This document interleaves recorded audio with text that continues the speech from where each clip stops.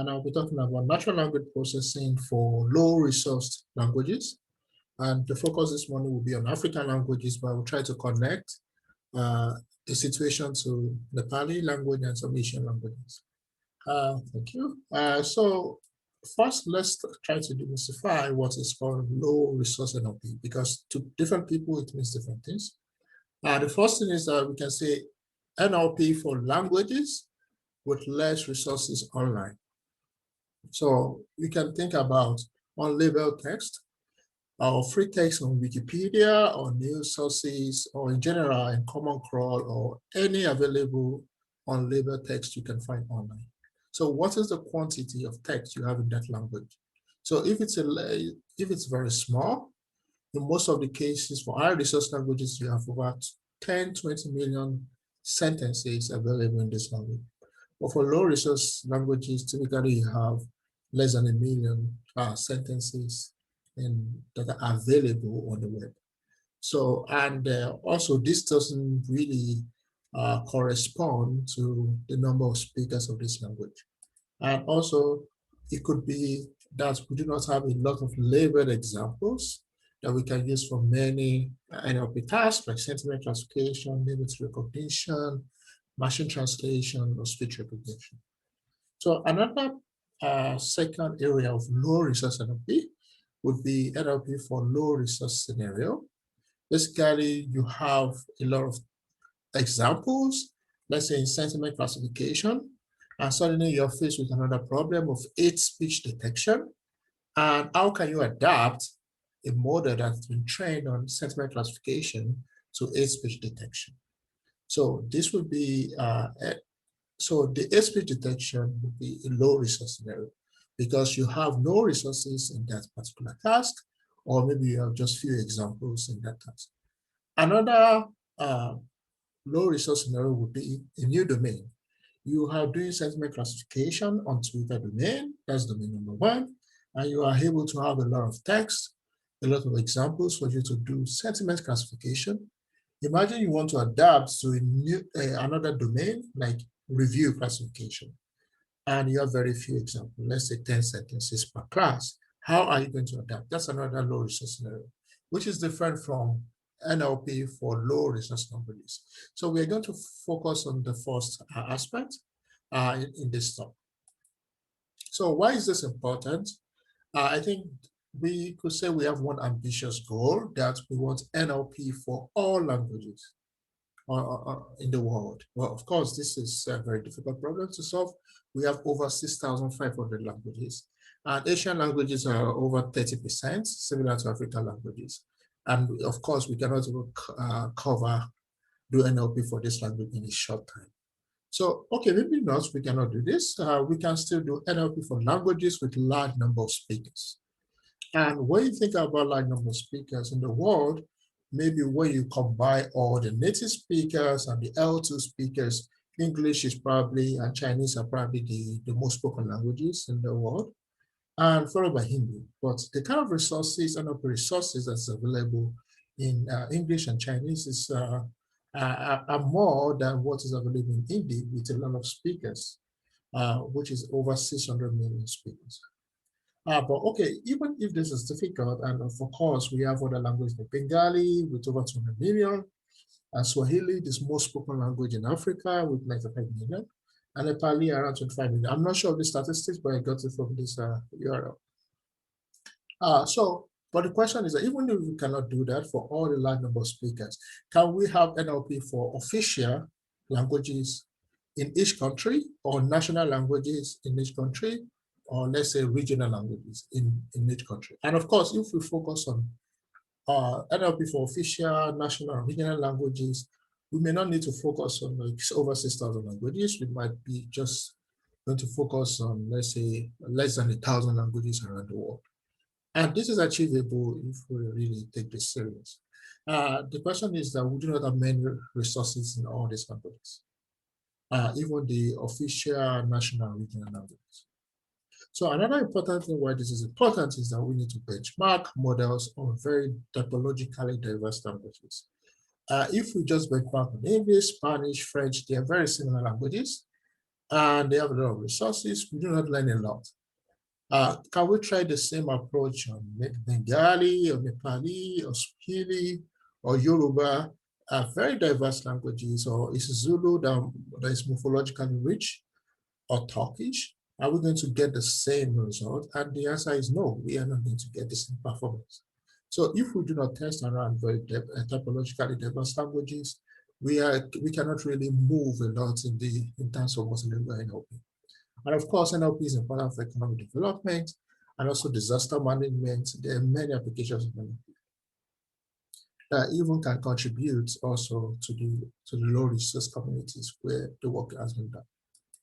Okay, so we have challenges of low resource languages.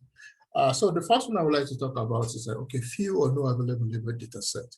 So I think it's very difficult to say, okay, let's focus on creating more free text available online. I mean, this depends on the native speakers if they can do this, if they can't. But one of the things we can focus on is expanding the label data set available in these languages. Of course, I'm giving examples of very popular tasks like machine translation, where we recently have flourished 101 for over 100 languages, and like around 20% is like African languages. We have around 34 Asian languages, including Nepali. We also have WikiNN, name entity recognition data set, but this has been automatically annotated, so the quality is not that good. And also, it's very few for some languages. Nepali only has like 100 sentences in the training set. So, and also we have quality issues. Of course, there are other tasks and data sets like the Excel sum, massive sum, which is for summarization. And also we have UD, or part of speech. This is universal dependency to really understand the syntax of this language. And of course, we have very few Asian languages, just around 19 plus, and African languages just like 7. And so you can see that we still have a lot of things to do in terms of providing label data set. And of course, for the difficult tasks like TIDQ, question and answering, and natural language inference, we have even fewer annotated data set. So how can we like really push multilingual NLP? How can we build really models that works on many languages if we don't have evaluation data set? This is a difficult problem. So another issue is text quality issues, because some text, some languages, if you crawl them on the web, they are mixed. We have mixed language, mixed dialects. A popular example is this Rwandan Rundi, which is 2 languages, but they're very similar. And even from the example, you can see that a lot of characters are very different, but they are mutually intelligible and they are kind of mixed together. So it's difficult to just create like a single application for Rwanda or Kirundi, because without having this kind of issue. Another thing is that you can have diacritics problem in Yoruba because some accents are missing. And without this, for example, you cannot train a good speech recognition system. And of course, we have another code switch corpus, which is also very common in Indian languages, and I believe in Nepali, because there's a lot of code switching, especially on social media, where the words are written, transliterated in Latin form, like English characters, and they're kind of mixed with some indigenous language, and it's very difficult to do NLP for this task. So these are like some of the practical issues that are very challenging for some of these low resource languages. Another thing is we also have less participation of NLP researchers from the low resource community. And if there's less participation, for example, in 2018, we have very few people coming from Africa. So it's difficult to really have some insight about these languages and to train language-specific models because the native speakers are not available, and they do not. And there's this like knowledge gap. And I'm so happy that you could have this kind of summer school where people kind of learn more about NLP and they can do things for their language. Yeah. Okay. So in Africa, we have this community called Masakhane that is trying to address this problem. And what we have discovered is that we cannot do this alone. We have to like collectively solve this problem. So we have Masakhane, which is an Zulu word, which means we build together. Let's solve the problem together. And it's a grassroots movement, NLP community for Africans and by Africans. And the idea is participatory research. Basically, you work together in the creation of data sets, in the building of the models, in writing papers, and probably productizing it. And, you know, we work together to solve this problem because these problems are very similar in these languages, and also it's better to solve them together. And also we have a very active Slack with over 1,000 members the last time I checked.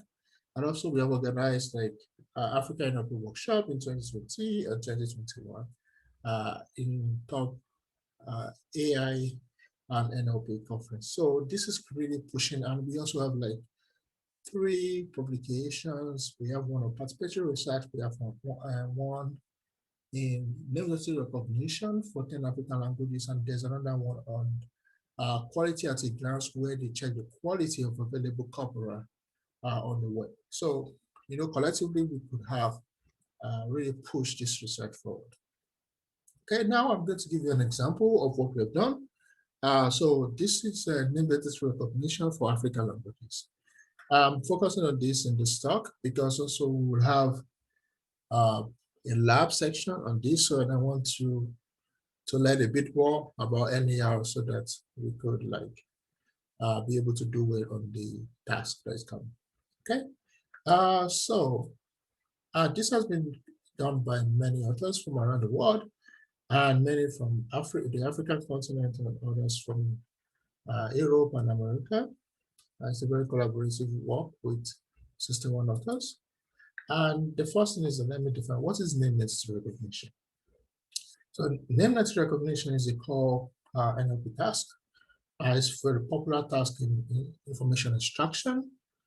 And our goal is to recognize entities like personal name, location, organization, or dates. And this is like a topic classification task. Basically, you know, you have like a sentence on the 4th of February, Global Voices visited Fernando Gomez. This is actually how the data set is being created. So you say that for entities that are identified, you have this prefix BI, which B means the beginning of the tag, I means the intermediate or the middle of the tag, and O means there's no entity detected. So this is how nameless recognition have been annotated. And this format is called the Conditional format, where you have a word and it's separated by space with the tag. So this is quite an important task for many applications, including question and answering, trying to also localizing voice interaction systems and dialogue systems. But the question is that when we started, there are few or no evaluation data set for African languages. So, of course, we have some previously annotated data set. For example, we have WikiNN, but the issue was that it has been automatically annotated. So the quality is very bad. And I think Swahili has the most annotated entities there, which are just like maybe 1,000 sentences, and most African languages have like 100 sentences. And so we cannot even build a very good NER system with this data set. We have Sadila, which has been created on government data, but it's a very specific domain that doesn't make it generalized to many African languages. And of course, it's just focusing on 10 or 11 Southern African languages. And we have this Loreri, I think it's a program in the US, but the data set is not publicly available. So at Masakhane, we try to create like the first large nameless recognition data set for African languages. And this has been annotated by native speakers from Masakhane, and we've had pretty good inter-agreement score. And we had like minimum of 2 annotators per second. So let me give you an idea of some of the language characteristics. that might be important for nameless recognition. So for example, you have this example, the Emir of Kano, Tabat Zang, who has spent 18 years in Nigeria. So you see that if you translate this sentence to other African languages, they have different form. For all the languages that uses the Latin script, you see that actually a lot of words are being preserved, like Kano is being preserved, Zang is being preserved. 18, you still have 18 sometimes. You see sometimes this 18 is being written out. So basically, you don't have the symbol 18. And also Nigeria has been transformed or translated into different spelling. So if you have like a rule-based system, it's going to fail to identify Nigeria but if you use an embedding-based method like neural network, it's able to quickly identify these different forms of Nigeria. Okay, and also we have Amharic, which uses a different skill, different script. I think it's called a feeder script. And if you do not have a good model that can recognize this character, it's actually negatively impact the transfer learning of your model to Amharic. So these are like important characteristics that we need to pay attention to when developing, I think, nameless recognition model on diverse languages. Okay. So our focus languages in that paper and in our work was on these 10 African languages, like I think Amharic, Swahili, Luo, Luganda, Rwanda are spoken in East Africa. Swahili is also spoken in the DRC, this big country here. And we also have Hausa, this is Nigeria, Hausa, Igbo, Yoruba, and Wolof, Nigerian Pidgin, they are spoken in the western part of Africa. And Hausa is also spoken sometimes in the, I think, in the central part of Africa, in Cameroon, and I think in Sudan and Niger Republic. So these are very diverse African languages and with a lot of speakers. And I think probably the latest one has Luo has like 4 million speakers. And we tried after annotation, we computed the inter-agreement score. You would agree with me that it was pretty high because for most of the languages, so we have this flex kappa score that you can use to compute what is the quality of the annotation, and it's between 0 and 1. It's between 0 and 1. And you can see that we have like pretty high flex kappa score. That means the quality of the annotation is pretty good. And yeah, I think in our lab work, we also try something similar and to see if we have very high inter-agreement score. Okay, so our final data set is this, and the source is from, for example, the source of this data set is from news domain, and that's why you have like Voice of America, BBC. These are like popular news domain, and most of the languages have around 2,000 sentences that have been annotated, except for Luo, because we are not able to collect many sentences in this language. And you will see that in general, most of the languages have, they have, when you look at the number of entities in the tokens, we have over 10% of the entire tokens are entities, except for the Wolof that has fewer number of entities, 50%. And of course, this can impact transfer learning. So for the baseline model, we use the CNN by LSTM CRF model. This is a very popular model that's been used for this task. And the reason for CRF is because it can look at the previous sequence of words to give a better prediction of the next word. So it's called conditional analysis. It's a very popular technique. And in the beginning of NER, I think you can only use CRF and have decent performance. But with neural networks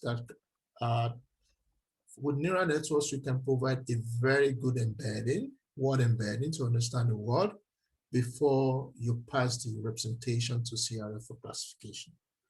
In recent time, we even use multilingual BERT or SLM beta, or in general, we can say multilingual pre-trained models, and they achieve the state of the art. There are many of them. We have embed, we have SLMR, and we have other ones like RemBet, InfoSLM, and so on. So we found out that in our data set, only 2 languages are being supported by multilingual BET, Yoruba and Swahili.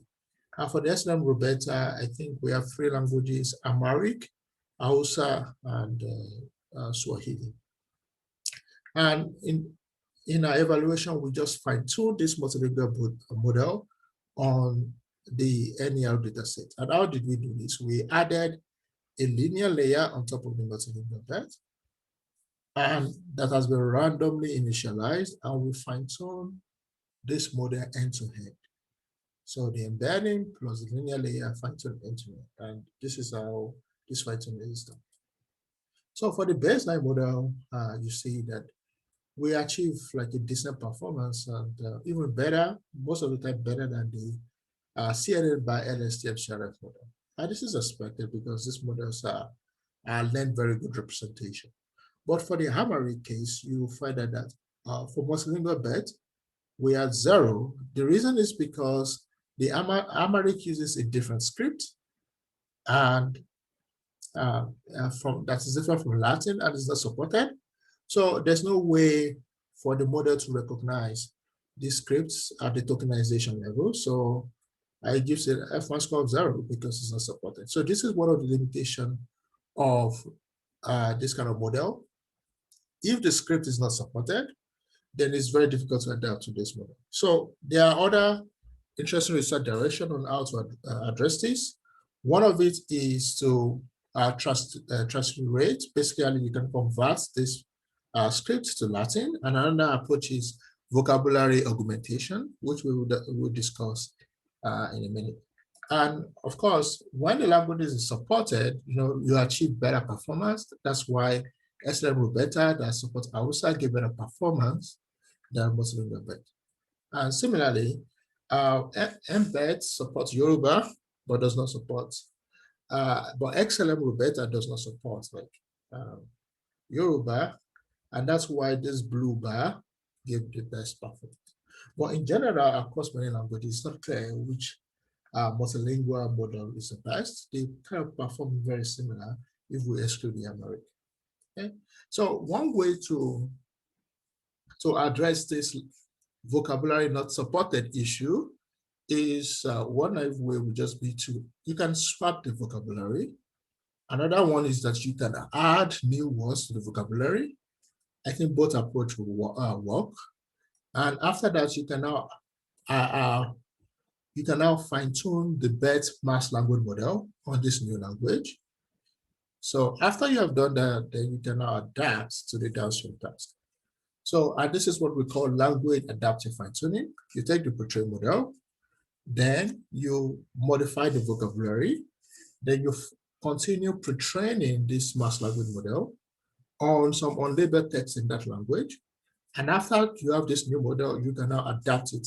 Then with this approach, you can now support a new script that has not been discovered during,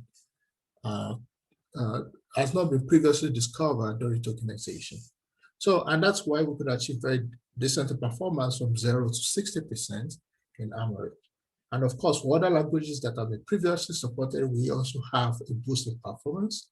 And this also works for morphologically rich languages like Rwanda and languages with a very small amount of unlabeled text. Even if you have something like 40,000 sentences in the target domain or target language, you can still get decent performance or improvements using this approach. So improving over the baseline, we could use gazetteers, but I'm going to skip this in this talk, or you can use other transfer learning approaches like cross-domain adaptation, cross-lingual adaptation, where you transfer from, let's say, English to another language like Nepali.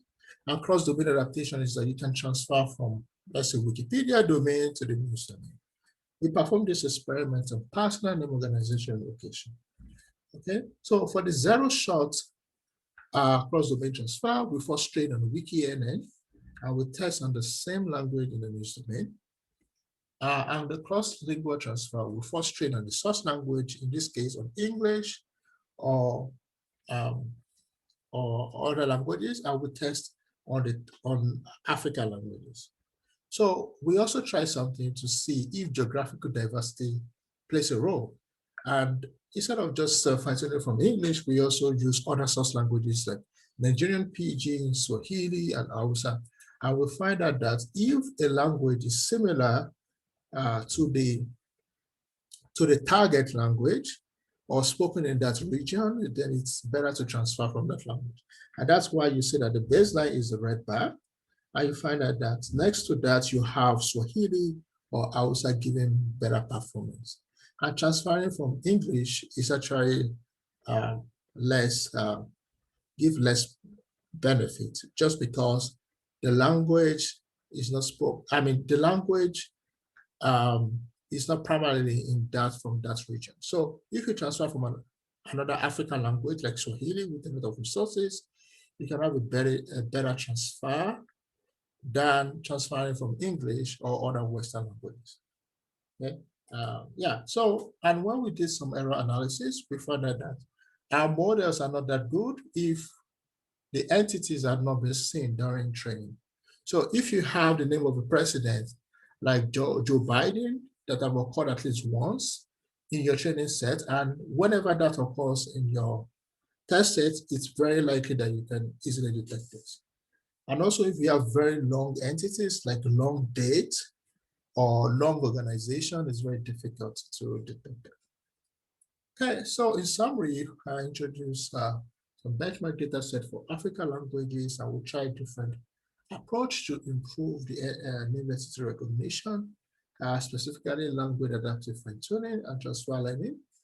And of course, there's still a significant gap between high resource languages and low resource languages in terms of performance, and there's need to create better multilingual models that can do this. And this is why it's more important to focus on research, this kind of research for African languages and of course, other low resource languages. So in conclusion, I've presented some of the challenges of working on low resource NLP and also described some of our data collection efforts on nameless recognition and introduced some baseline models, including transfer learning experiment. I hope you learned one or two things from this talk. So I want to ask the organizer if I can proceed with the lab now, or maybe there is another section for that. And if you have questions, you can ask. Thank you. Right. I think, let's see if we have any questions. If we have, then we can answer them here right away. But probably since Bonaventure is also probably waiting to get started.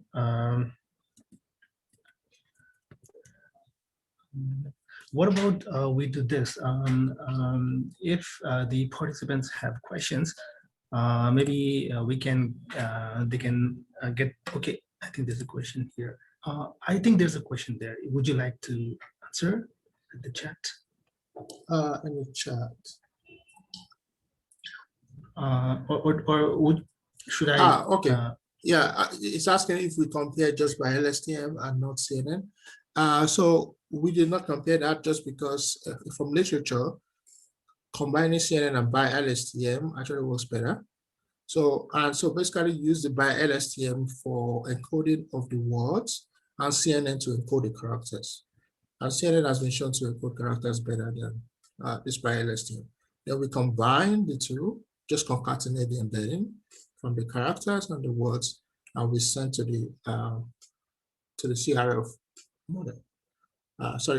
We concatenate the word embedding with the character embedding that has been trained using CNN, and we now send to by LSTM model before sending to the CRF model. Yeah, this is right. Okay, yeah, so I can stop sharing now. Yeah. Okay. Hello. Good morning, good afternoon, good evening, everyone. It's such an honor to be here with you all to talk about speech for low resource languages.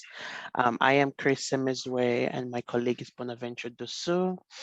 A little bit about me. I love NLP research. I actually love research in general. So I'm doing NLP research at Masakhane, structural learning research at Mila. Yeah, I'm here, I'm there. I'm also doing some intern at Hugging Face. And the whole idea is just to get as much experience with the whole NLP, machine learning, and research as possible. Bonaventure is also a research freak too, you can say. He's also here and there at NLP research at Masakhane, drug discovery at Miller. The list goes on and on, but the idea is just like this is someone who likes trying to get his hands in as many things as possible, and that's also why we're here. We're very happy to be giving this talk at the third Nepal, yeah. third Nepal going on. Air Winter School. Nepal Air Winter School. Yeah, I kind of prepared. Yeah, third Nepal Winter School in AI, and we're going to talk on speech for low resource languages. We actually prepared a lot of things, so we'll try to quickly go through them and go to the exciting part. Basically, what we're trying to do when we talk of speech processing, right, is we're trying to understand speech. We have human speech, which is of the form like this, and we're trying to understand it, do something with it, and see what we can get from it. There's a lot of speech processing around us, a lot of things that use speech processing around us. We see it in the Amazon. We see it in the YouTube captioning that we have. We see it in the YouTube captioning. We see it in the emotion recognition. We see it in so many things around us in the world today, and it just keeps going on and on. And now let's come to the categories of speech processing. So when we come to speech processing, they are they have these main categories. We have automatic speech recognition. So this is simply when you're going from a speech to a text. So you say something and then you have the text form of it. Then we have speech synthesis, which is from a text to a speech. You have something written and then you generate speech. You see this in so many areas. Like I think Google has it in some other application areas too. Then we have speech denoising, where you have a noisy audio and then you try to remove the noise or reduce the noise as much as possible to have a less of a noisy audio. And then we have spoken translation. Under the hood of spoken translation, it tends to be something like this, where you have the speech, which you also use speech recognition now to turn into a text, and then you translate the text, and then you take the translated text and synthesize it to get the speech. But there are works now that are trying to work more on the speech domain. So for example, this is something from Facebook, which is on a textless NLP, where you don't depend on text anymore, but you're just trying to map from one speech source to another. So I would say this is like some of the new next gen things coming up in the future. Okay, battery is low, I have to get the charger. Okay, so, but for this talk, we're going to talk more on automatic speech recognition, specifically continuous automatic speech recognition. So continuous is basically when you're talking nonstop for some time. So you're just talking, the man went to you're telling a story, the man went to the door and this happened, or how I have to get a charger for my laptop because it's about to die. Thank you, babe. So continuous speech recognition is harder than the normal one because you're like you're talking nonstop. So the model has to understand things like word boundary, when to stop, when the next word continues, and things like that. And let's dive a little bit deeper into like continuous speech recognition. And the whole talk today, including the practical side from Bonaventure, would be trying to dive into the world of speech recognition. Looking at a quick history, we see that speech recognition has been in vogue for a while. So it's not something that just started recently. It started way back in 1784, and even up to Happy's creation, 1971, by the Carnegie Mellon University and Bell Labs in 1952.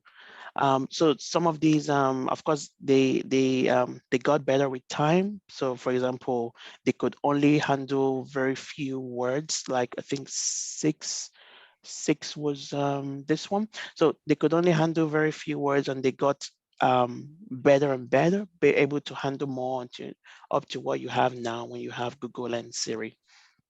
What we see here is that speech recognition has been in vogue for some time, and sometimes one tends to think that speech recognition is a solved thing, but actually it's way far from being solved. Let's look at some things. So first of all, why is speech recognition very important?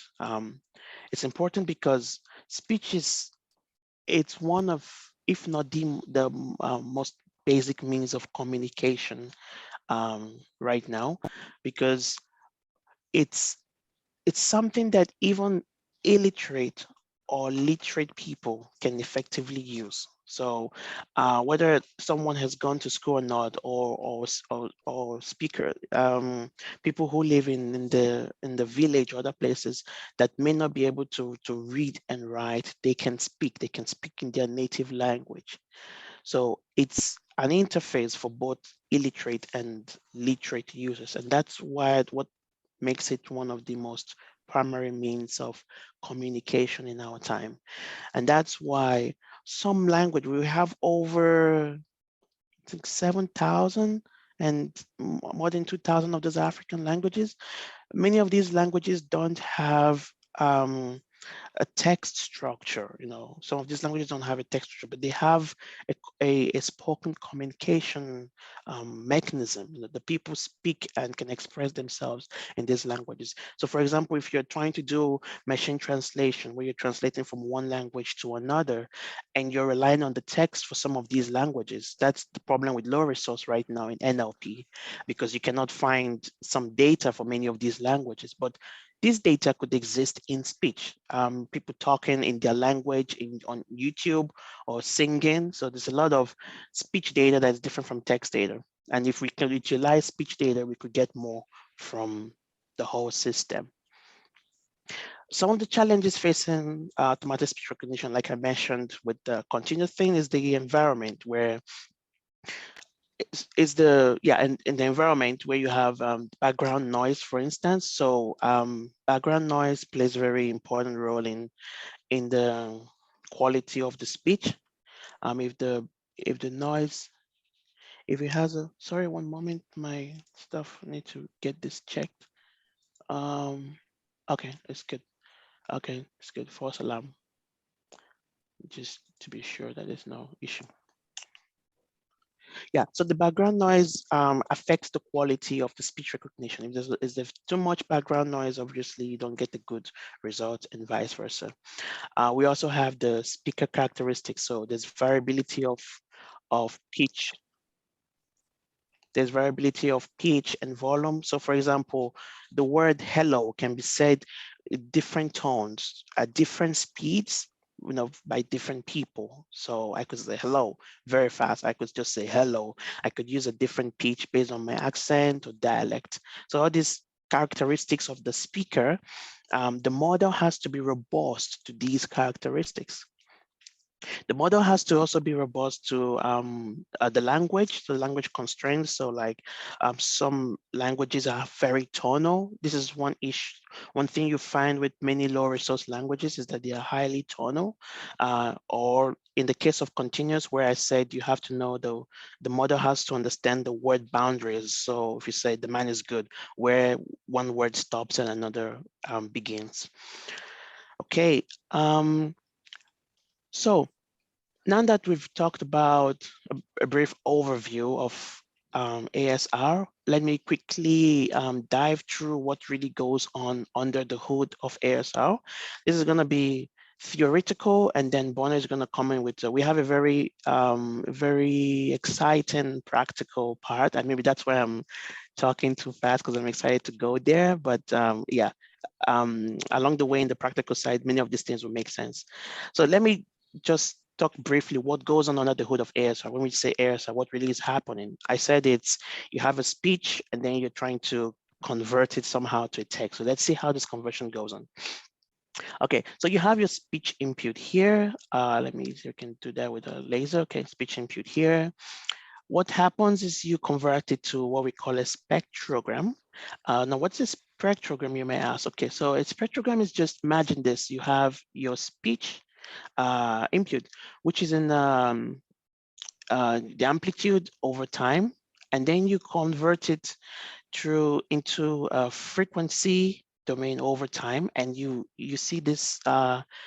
I kind of compare it to kind of an X-ray EEG signal thing, where you see this like heat waves. It's almost like a heat map where you see the high amplitude, you see the change in color. Why is this important? Why is this important? It helps us to visualize audio, and when we visualize audio in this way, you could get some hidden insights about the audio, insights about maybe where there is Noise.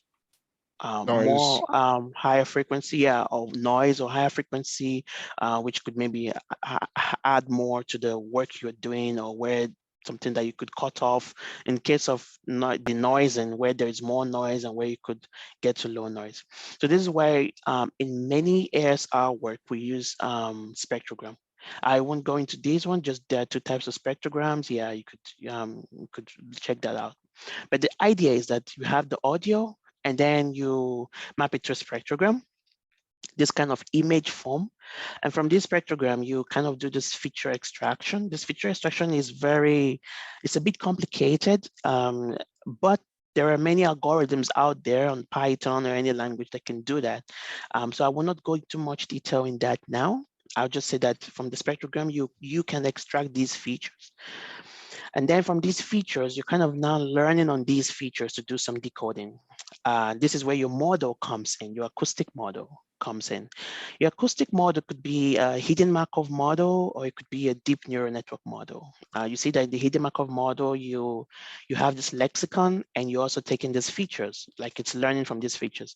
But in the deep neural network, you don't have these features anymore. So let me explain a little bit. So the hidden Markov model just works on the principle of the Markov principle, where you have states and transition probabilities.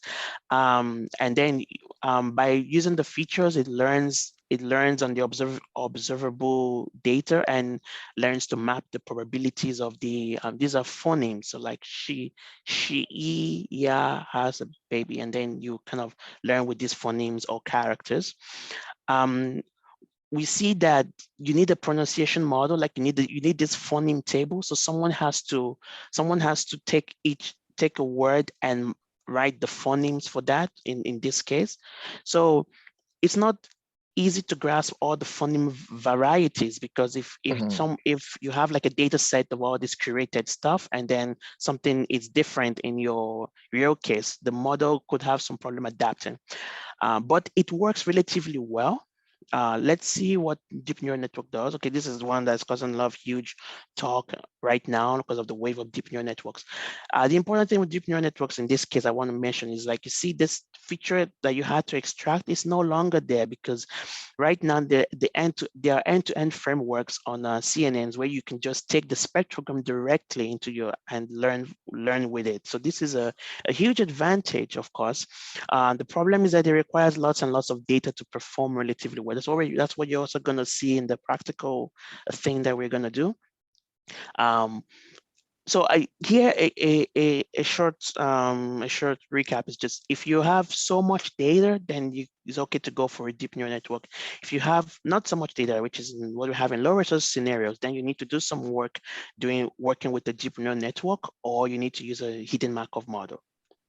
Of course, there are works that kind of do the hybrid of both of them. Okay, so now you have your acoustic model. This is the model that it takes your audio, which has been embedded into a spectrogram. It takes these features from there, and it tries to predict something here. So this something could be a phoneme, it could be a character, it could be a word, depending on the architecture of your model.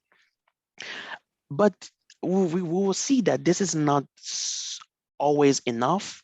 And if you want to get a higher score or a better model, there are things you could add in the decoding stage to make it better.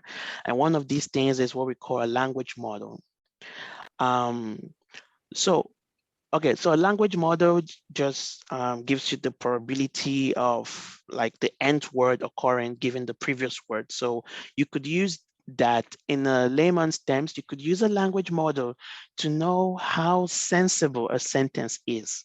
So for example, if I have the dog and now I have to choose from let's say a set of words.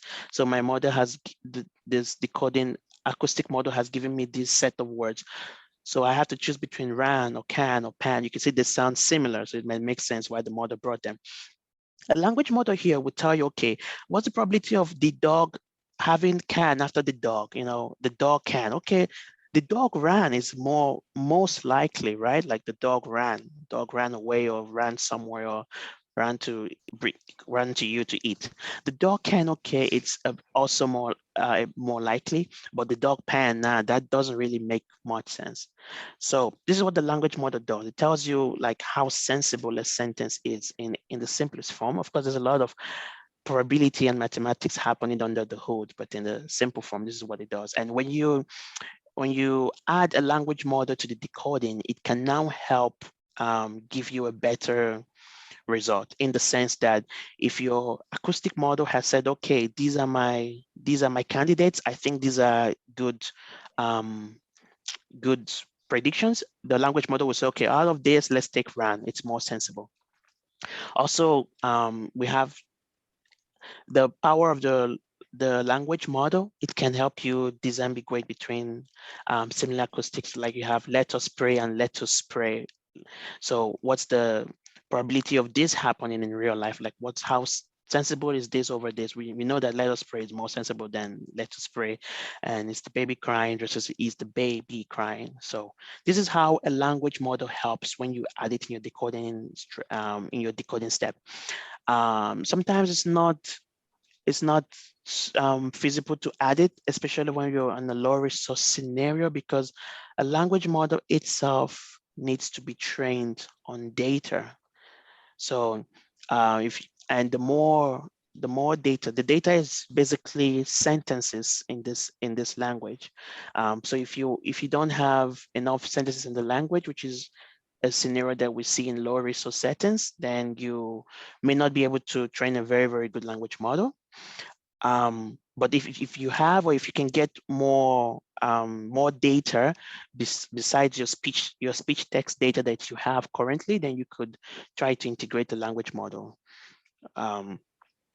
Okay, so now that we have integrated the language model with the acoustic model, it now gives us a prediction. Here says word, but I want to add the prediction is not always a word. It could be a phoneme, it could be a character, it could be a word. So it depends on what you want to do. If you want to predict character by character, then you can start with what's this tonight? I was stumbling. Third Winter AI School. You could start by predicting the characters THIRD, or you could start by predicting the phonemes of the whole thing, or you could start by predicting just the word. There are some advantages to going a little bit. So instead of word, going into character, there are some advantages, because if your model has seen like maybe 5 and 1 in the training, and then you give your model 9.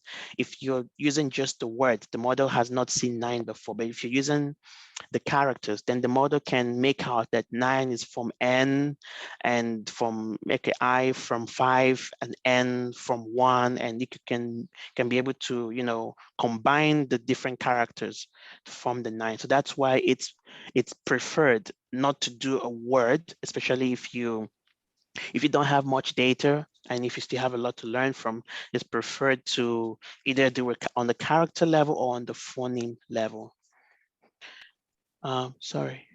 So this is what goes on in the final step. Again, I went a bit fast purposely because the fun part comes in the practical stages of actually trying to work with low resource languages, which Bona will take over.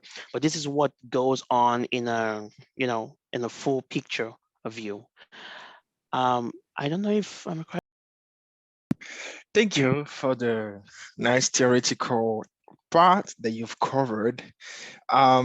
Today, I mean, this part I will be most likely focusing on how to build an ASM model for low resource language. And it will be mainly, it will follow a path that we followed to build one speech ASR model for our language. I built one for Fon, and Chris built one for Igbo. So the first thing, of course, that you need to do before, I mean, at the beginning of any ML project is to hunt for data. Like you need to get data. Like I was saying, unfortunately, there are no such, I mean, large and huge data sets for low resource languages, but there are some good ones that are commonly used and that we also commonly used. Is the first one is the OpenSLR, which is technically just a platform where you can go and then you have access to a lot of speech and language resources and a lot of training corpora as well. The other one is Common Voice of Mozilla, which is a very also huge multilingual data set that it is open source and like anybody can use to build his speech application. I mean, speech model, whatever. So yeah, like he was saying here earlier, the first thing after you've gotten your data and everything is now pre-processing it.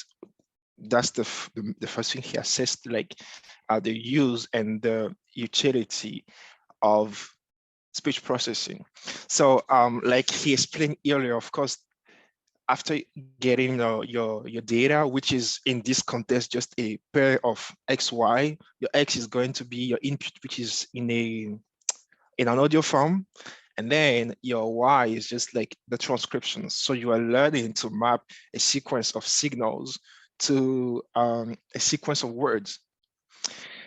To do that, first of all, you need to convert, like it's shown here, to convert the audio, to map audio from a time frequency, from a time space to a frequency space. This is usually used by, this is usually achieved by using the fast Fourier transformation and everything that is going under the hood that he explained. And finally, we have a 3D element, which is here the picture, a 2D, sorry, element, which is here the picture, which is the spectrograms. Then that's for the audio part. You also need to do some stuff, some works on the test part, right? So a lot of the common things we used to do is just to remove like unwanted characters or words. In our languages, we don't really want to strip away the accent, the diacritics, so we keep them using a lot of normalization, like NFC, NFD, or those kind of things. You want to tokenize it. Here also, there are a lot of works around tokenizations. We have like the subword unit, we have the word-based tokenization, phrase-based, and one of the things that we developed the word-based, but with human evaluation. So it all depends actually on what you want to do. And then lowercase, and yeah, that's the standard, like you put everything on lowercase. Then this is not so needed, but it depends on your practical case. Like whenever you want to remove stop words or to do stemming or to do lemmatization, is not like required. It depends hugely on what you are trying to work with. And then like like in any ML stuff, then you of course like try to divide the data set into many parts. Here, what one can do, for instance, if there are not a lot of data, since we have successfully succeeded to mapping the speech into a 2D array, or let me see, images, we can do data augmentation here on the images and map them like back to the, let me say, to the text, right? So data augmentation has been like very useful, very like promising, very helpful into all the breakthrough that we achieved in, or the research science community in general achieved in computer vision. So in another way, like if you want to bypass, or not really bypass entirely, but actually improve, is to perform some data augmentation on the spectrograms that you've generated. Then you are just behaving like you are doing data augmentation of picture. There are also data augmentations on the test side, where, for instance, there is a very commonly used technique called back translation, where you translate, let me say, from French to English. You take that translation and you translate it back to French. Of course, the translation is expected not to be exactly the same as the one we had initially. So you add more context, more variety to the original sentence. And yeah, so after you've done all of that, then you have to try a lot of things, like a lot of models and everything. There are some pretty good architectures. There's a deep speech that is the Mozilla ASR model. There's Wave2Vec, very powerful. I think is like the state of the art currently, developed like recently by Facebook AI research. There's this speech with Andrew Ng and Baidu Research Group, and there's Speech Brain by Mila, the Quebec AI Institute, where Chris and I are also working. And yeah, then there is Okube, a work that we've done on Fon and Igbo. So the picture at the bottom is basically the architecture of Okube. We took inspiration from the deep speech from Baidu Research architecture. But the interesting thing here is that as we had our CNN blog to like learn from the speech, to learn from the speeches, and then we had then we have two bidirectional recurrent neural networks to learn from the textual representation. We then took inspiration from machine translation and transformed our bidirectional RNN part into a block of encoder decoder. So you might know a lot about attention mechanisms. We have hard attention, we have soft attention, multi-head attention, self-attention, whatever, or in transformers and everything. So here we try to build such setup, and then inside I mean, mostly on the decoder side, yes, we then try to incorporate the bilateral attention, or the so-called, or also called additive attention. And actually, in the paper that we wrote, and that has been presented at NLP recently at Punta Cana, the paper, the attention mechanisms gave way better results. Of course, after then we tried to test other models, Wave2Vec to be more specific, which also gave a lot of more improvement. But yeah, that's mainly it. So we came up with a library, because we know that building ASR models is not so like easily accessible, not as much as like Googling and then just finding like a way to build your neural machine translation. You can just have TensorFlow or PyTorch for that. But there, when we're trying to do that, we found a lot of it was not so easy for us to find some already done work, right? So we had to make a lot of research. So we were like, why not actually providing a framework for other people to do the same thing? So it is not like the so perfect package, It is just based on the best implementation that we presented based on this architecture on our paper. So what we then to have Okube is pretty straightforward. The first thing is like you need to install it. I mean, I'll just quickly go over it and then or maybe I can just like wait, I think I can just show how it works because we have a tutorial here. I hope you guys are seeing my screen. So we can do a lot of things with Okube. The first thing is you have to install it, and it's straightforward. Like you just do a pip install Okube and then it installs for you. Then what you need next is like to set up your environment variables. Like we made everything easy so that everything you just need is to provide the training path, which is technically a CSV file of 2 columns, where the first one is the wave file path, sorry, or file name, however, contains the full path to the corresponding audio. And the second column is the transcription. So we have pairs of audio and test transcription. The test path is the same thing, like literally the same thing, but I mean the same format, but your testing set, the test on which to evaluate the performance of your test. And then we need characters, right? Because we are learning to map every digital signals to a character to words. We can also look at word as combination of characters. So like Chris was saying, it comes back to actually learning to predict word after word. I mean, character after character, sorry. So given those three different, let me say, parameters, we can then just easily call the Okube train.eval, which is the training instance. Sorry, I'm just trying to run it so that it could be much more practical and then you guys could see how it works. So you just call it then, and then you pass those variables.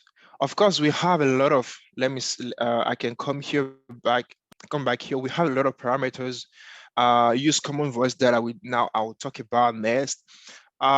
You can have like different hidden size. We here use the best parameters that we use in our paper, and a lot of things that actually you can specify. Whether you want to do it with attention or not. By default is false, so that you don't have to depend much more on computational resources. And also, if you want to do gradient accumulation, to also like by a little bit fight against the use of memories and everything. And yeah, that's mainly it.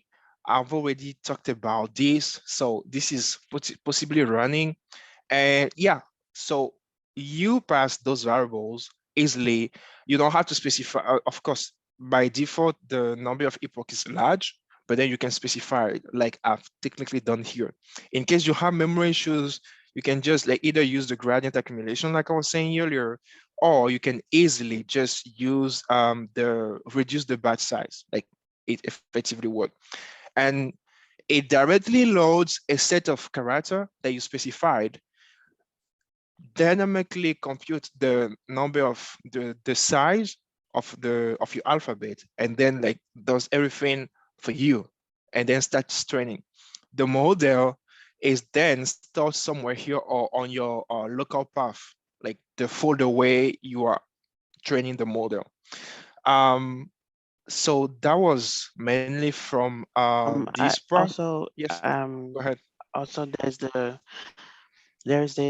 argument model path where you can specify, which you can use to specify where to store the model. So yeah, exactly. So there is that.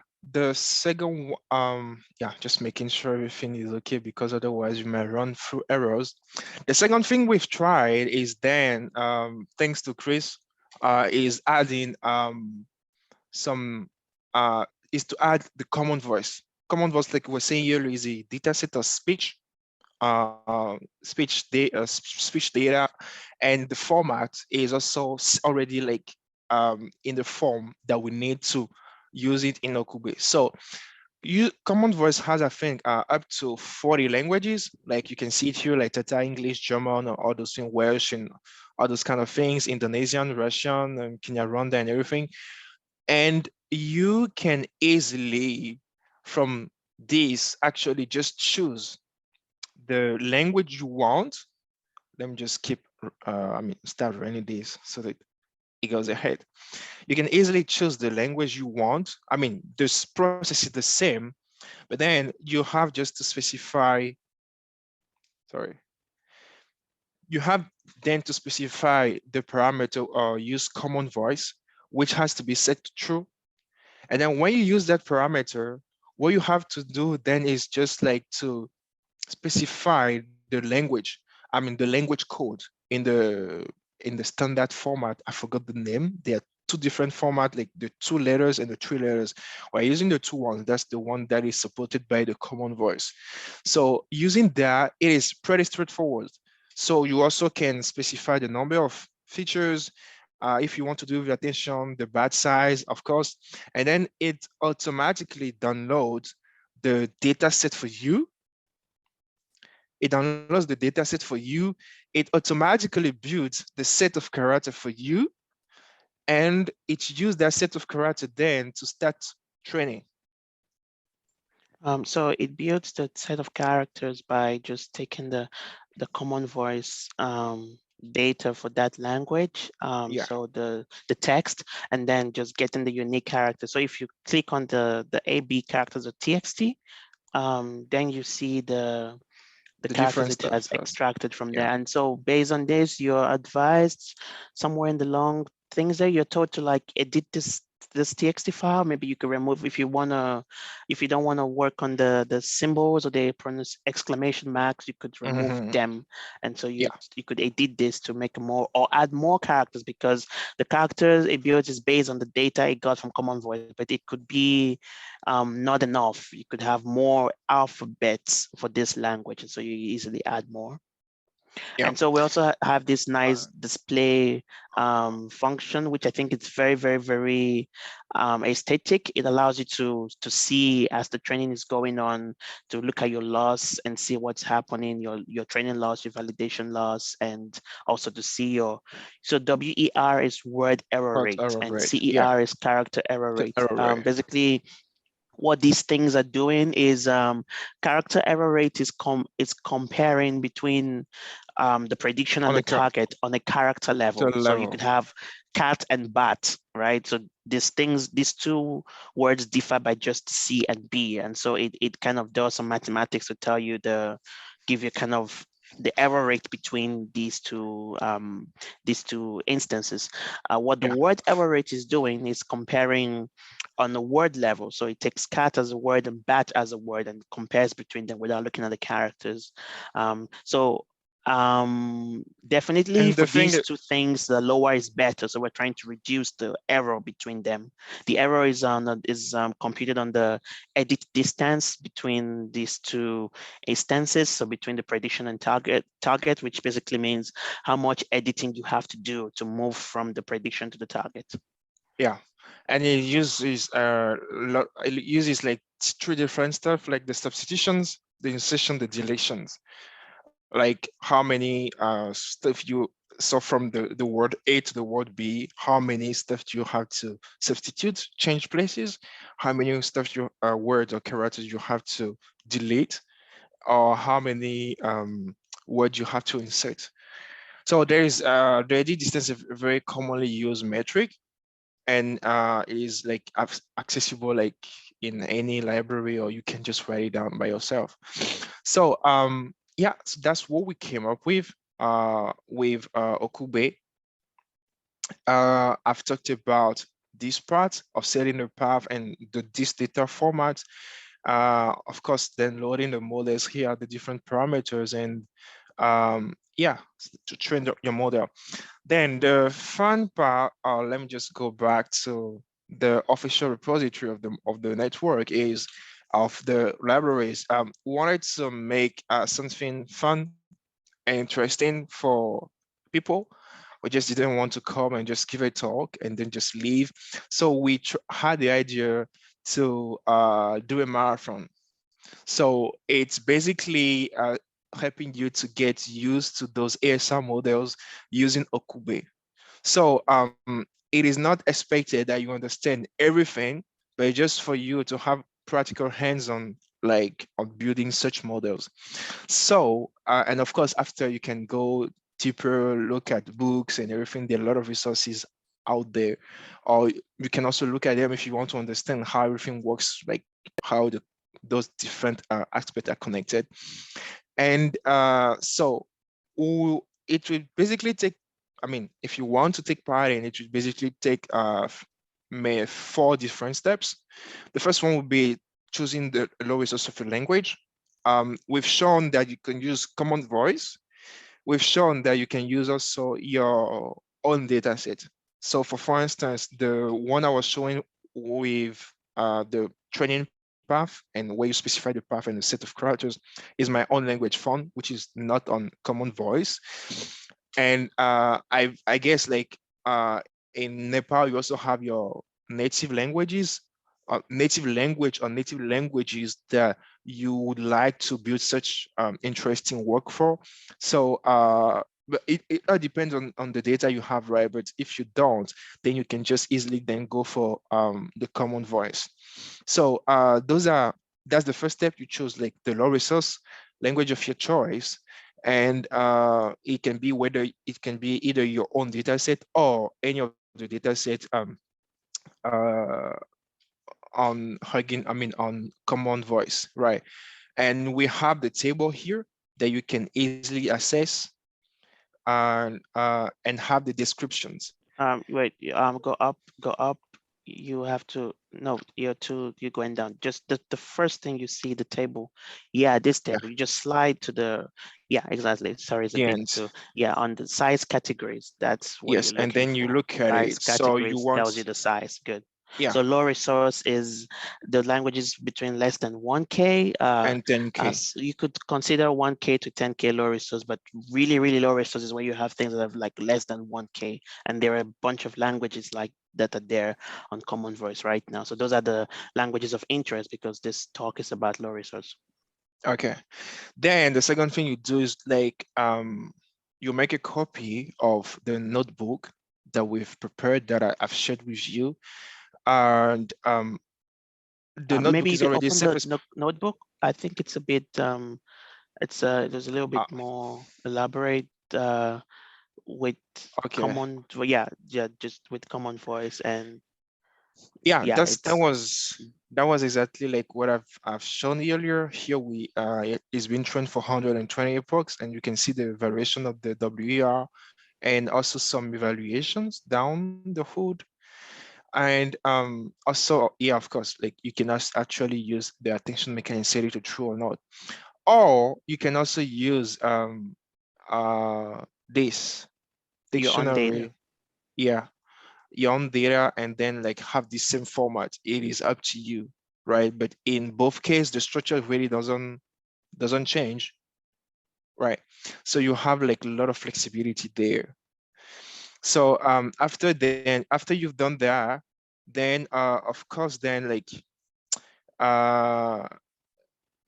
you use the table of parameters and everything. You can play around the hyperparameters and see how they affect the performance of what you're building. And then the next thing is to document the experience. We made a Google spreadsheet where you can put your details, like for instance, your name, your email, the link to the collab that you copied and created, and inside like what you observed, technically or learned. It could also be like something like about the ASR, maybe like some predictions. Maybe you learn to predict more like Latin alphabet characters instead of words with diacritics, like anything useful, insightful that you might have noticed. And then the link to your checkpoints, if it's possible, right? Because we might have to check it again. And then The interesting part is like we try, I mean, it's not going to be something big, but to encourage those one who actually tried it, we had the idea of giving some gift. Like the most exciting gift through is the practical experience with that model with on a low resource language. And after like we received, for instance, those different let me call them submissions. Chris and I are going then to talk, to discuss, and to hold a section, and then like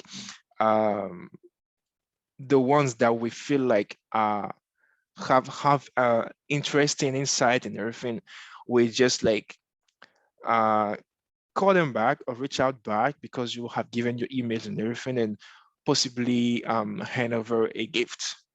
Yeah, since it's a gift, it's going to be a surprise, and we hope that that experience actually will be valuable, that you will have learned something from it, and it will have been like kind of your open door or starting door to the world of ASR.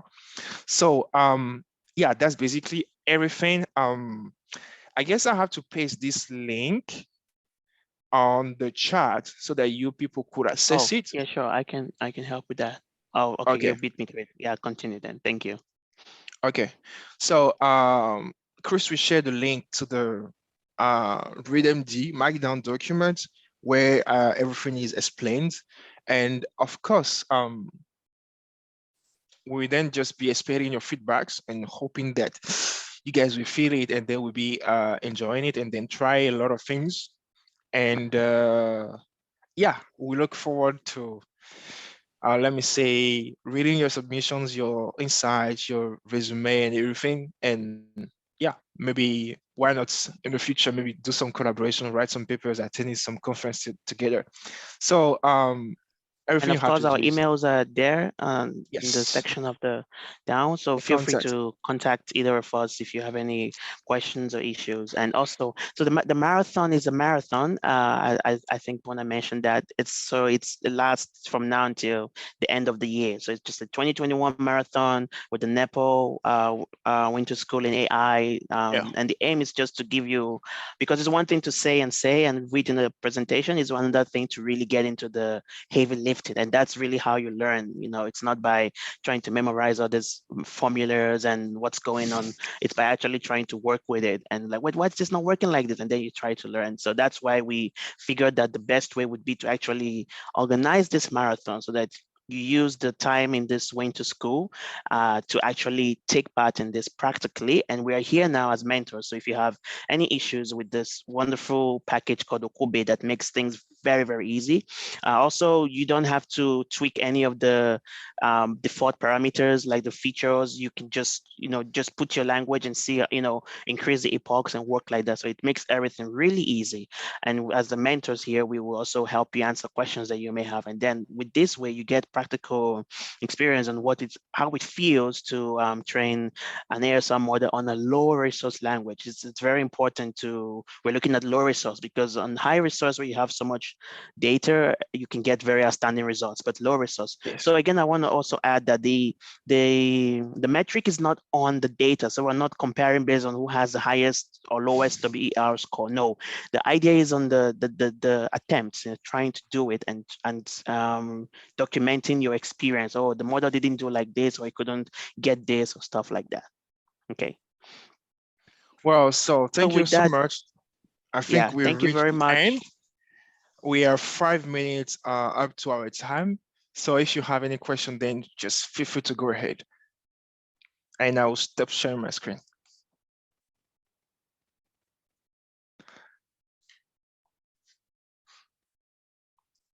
I think we have a question. I don't know if it's for us. How's your journey of finding the right architecture and setup parameters for solving ESR and low resource setups? It was very, for our experience, on our experience, it was very like hard. First of all, like the data we use for font, for instance, is just like 10 hours, or in average, like close to 10 hours, while the pretty decent number is like 10,000. or millions. For instance, Web2Vec has been built on bunches of hours of speech. For Igbo, it was a whole other like story. Chris didn't have the data set. He got it from LDC, which is licensed. He couldn't make it open source. Hopefully he's working on Common Voice, and then like they've launched the whole process. So soon they are going to be more like data available on Igbo.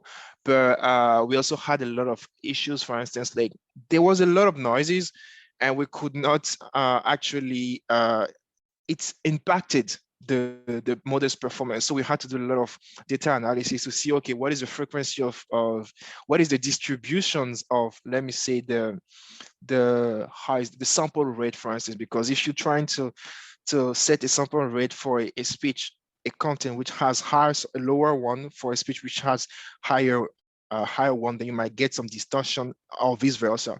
So then we now try to load of statistics, now try to apply different parameters to, for instance, for the fast Fourier transformation, set the window, the number of Mel spectrograms, set the number of windows, Hamming windows, and all those kind of things. So it was very difficult. And then after, we had to technically try, like it was trial errors. We tried a bunch of parameters. Of course, what worked best for fun did not always work best for Igbo. So we had to see how to combine and do the joint effort to be able to have something like pretty decent. So yeah, there's no like absolute path. There's no like gold procedure. Like, of course, we try to list down the main steps, but every language has its own specificities, and that's where the fun comes in. Okay, we have another question. I think I could take this one. Okay. Ted says, what about constant Q transformation for time frequency decomposition? Yeah, I haven't tried it with the constant Q transform. I know it works the same way the fast Fourier transform works, like converting into the frequency domain, but I haven't tried it. But I guess you could use that. Yeah, I mean, yeah, you could use that and see how it performs over the FFT. I know the FFT, the fast Fourier transform, as the name implies, is really fast. So that's one thing that's been hyped about it for a long time, that is super, super fast, especially when you're dealing with a large amount of data with a long, on the audio side and on the time side and on the audio sample side. So I don't know how the constant Q would work in that area, but definitely one could also try that. And there is a question about like, what is if we can explain the difference between a general and spectrogram and mass spectrogram. So there's the difference already on the name, because you have a spectrogram and then you have a mass spectrogram. The mass spectrogram technically uses, I forgot the name, just trying to quickly look at our the Mel paper. Scale, I think. Yes, exactly, the Mel scale. It uses the Mel scale and try to, I mean, I don't have the paper under the hood, but the main difference is basically like the linear audio spectrograms is just like suited for audio application where, for instance, you assume that all frequencies are okay, equally important. But when you use mass spectrograms, it's more suitable for applications that need to model human hearing perception. That's exactly why the Mel scaling has been created, to be able to capture human perceptions. So yeah, usually most of the time, mass spectrogram is just like suited to use for in audio processing, audio classification stuff, like speech emotion recognition, and a lot of things. That's it, actually. The main difference. I mean, in my experience, it comes from, like, as I understand, it's about this sharp difference in the frequency. And I think, because the spectrogram is like this picture, I see the heat map over the frequency domain. And so probably using the Mel scale, of course, there's a lot of there's a lot of mathematics in this word I call MEL scale. A lot of things happen in there, which I am not able to explain now, but using the scale can help you, can easily actually maybe track or map these sharp differences in the frequency. Yeah, exactly. Trying to recover, I mean, you guys can keep asking questions. I'm just trying to load our paper and then like recover. There's this very like useful, yeah. So there is a popular formula to convert like the frequency into the MEL scales using Ashogne's formula. And you guys can just Google it. There's a book about it. Let me just like try to, I don't know if I can copy. Yeah, that's it. There's this book about it, like speech communication, human and machine. And everything is described in there with the formula and everything. There's something pretty standard that is being used. I mean, that's at least what we use in our paper. And you can have access to it. So yeah, that's mainly the differences between a normal spectrogram and the Mesker spectrogram. It's constructed Okay, such as that we the don't sound have of any more questions, I just want to quickly, I would like to remind the participants and deeply encourage the participants to please try out the marathon training between now and the end of this year. Like the aim of this marathon training is to give you hands-on experience with actually working with an ASR model on a low resource languages. Okay, we have a question. What are the types of features that are being extracted in feature extraction phase? The types of features. So here, what we technically, okay, so we are using, first of all, there are many, using spectrograms, what we technically and definitely try to extract is, how can I explain it?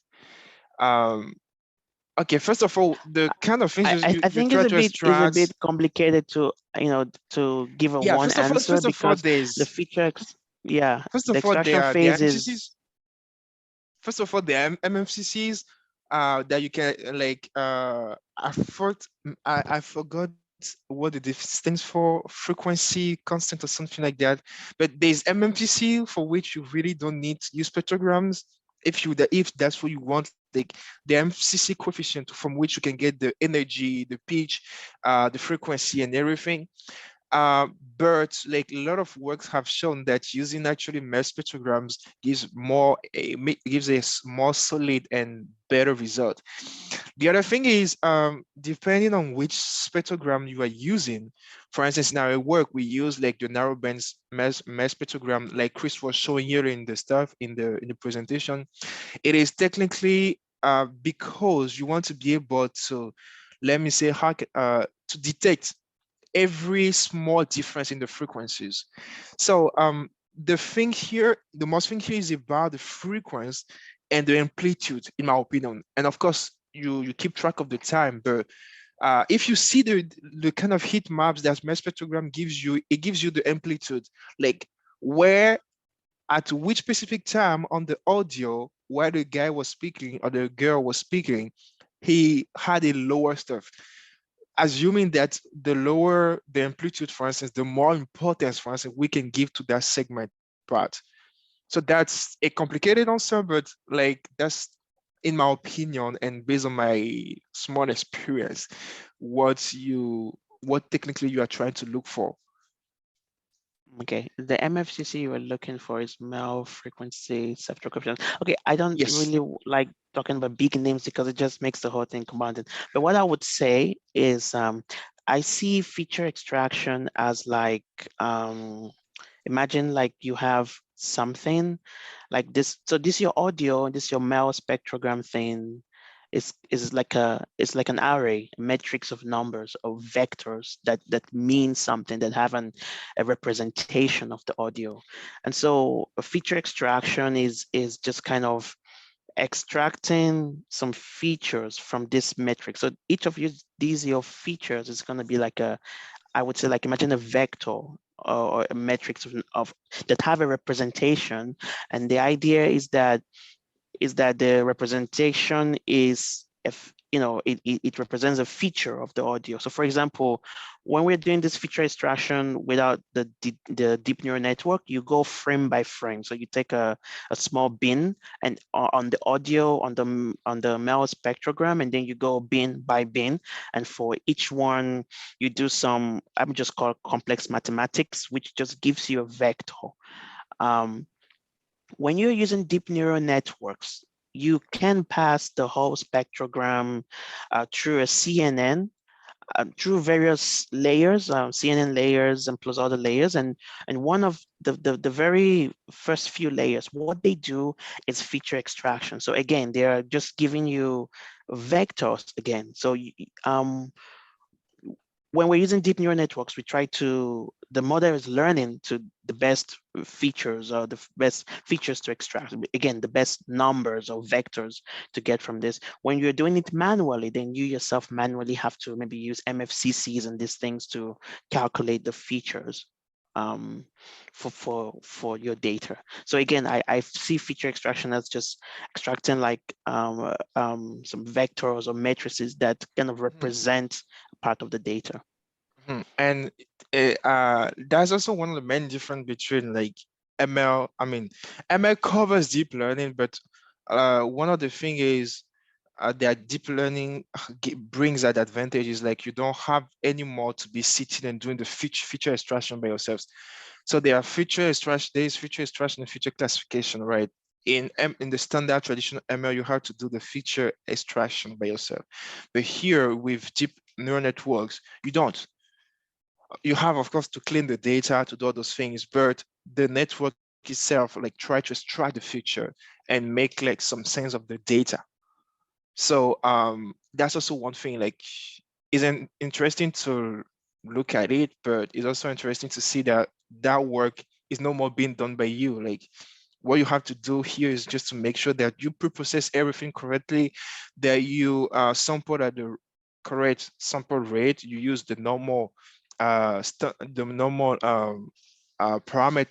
Hamming windows and all those kind of things, and that you actually have a picture that represents trustfully and faithfully your audio. And then from there, then you can be sure that, okay, it's more like you have a picture of cat and dogs, right? You're not going to try to get all the different features by yourselves. You just trust that the picture is really, really representing a dog and the other one is really, really representing a cat. And then when you feed it to your CNN models, for instance, you trust him. Maybe trust is a big word, but you actually, let me just use it, you trust him to make sure that he finds interesting abstract representation that will help him to make the difference between a picture of a cat and a picture of the dog going out through HP cells.